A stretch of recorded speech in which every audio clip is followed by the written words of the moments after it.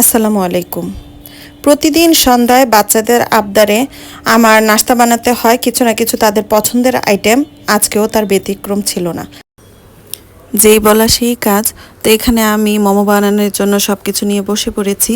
আর এই যে দেখতে পাচ্ছেন আমার 2 হাত ভর্তি মেহেদি, কোনো অকেশন ছাড়াই আমার 2 মেয়ে প্রতিযোগিতা লেগে আর কি মেহেদি পরাবে আমাকে সবসময় 2 হাতে। তো এই তো আপনাদেরকে দেখিয়ে দিলাম, হয়তো বা ভাবতে পারেন যে আমি এভাবে কেন মেহেদি দিয়েছি। আর ওদের পাপা যখন বাসায় আসবে তখন নাম বলবে না যে কে কোনটা দিয়েছে, বলবে যে পাপা বলো তো কোন হাতেরটা বেশি সুন্দর হয়েছে। এই হচ্ছে আমার ঘরের অবস্থা আর কি। তো এই তো এখানে আমি এক এক করে আর কি চিকেন মোমোটা বানিয়ে নিচ্ছি।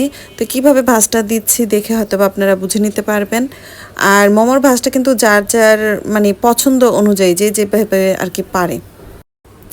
আমার যে কয়েকটা মোমোর ভাজ আর কি মনে পড়ছিল, আমি সেই কয়েকটা ভাজ দিয়ে বানিয়ে নিলাম, সেই সঙ্গে আপনাদেরকেও দেখিয়ে দিলাম। তো এই তো এক এক করে আমি বানিয়ে নিচ্ছি। আর ওইদিকে কিন্তু আমি চুলায় পানি আর কি স্টিম হওয়ার জন্য বসিয়ে দিয়েছি। তো এই তো এখন আর কি এক এক করে বানিয়ে নিচ্ছি। আর সবচেয়ে বেশি সহজ হয় আগে থেকে আর কি কয়েকটা রুটি বেলে তারপরে এক এক করে বানালে।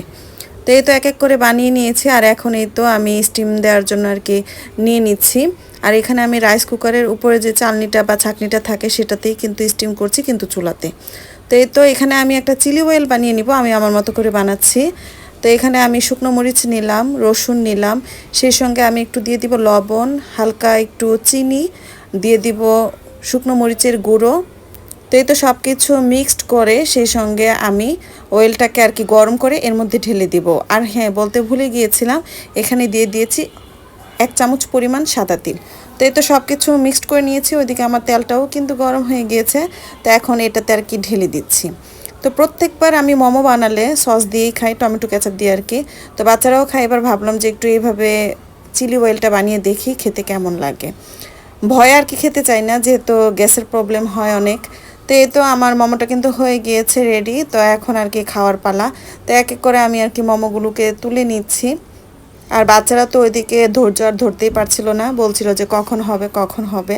তো এই তো এখানে আমি একটা ট্রেতে নিয়ে নিলাম। এখানে আমরা মা মেয়েরা 3জন মিলে খেয়ে নিচ্ছি। আর পরবর্তীতে আপনাদের ভাইয়ের জন্য আরও কিছু আর কি বানিয়ে নিব। তো এই তো ভিতরটাও দেখিয়ে দিলাম। আর বানাতে কষ্ট, কিন্তু খেতে তো অনেক বেশি মজা। এখানে এই তো পরবর্তীতে আমি বাকিগুলো আর কি বানিয়ে নিয়েছি আপনাদের ভাইয়ার জন্য। তো বাসায় আসবে তাকে আর কি দিব। এই তো চলে এসেছে, আমি স্টিম করে নিলাম আর সেই সঙ্গে একটু চা বানিয়ে নিলাম।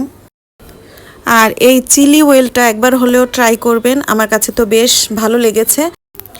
আর আমার কাছে মনে হয় মোমো এমন একটা জিনিস যেটা খেলে পেটও ভরে না, মনও ভরে না। তো এই তো হাজব্যান্ডের সঙ্গে বসে বসে গল্প করছি, সেই সঙ্গে চা খেয়ে নিচ্ছি। সবাই ভালো থাকবেন। আজ এই পর্যন্তই। আল্লাহ হাফেজ। আসসালামু আলাইকুম।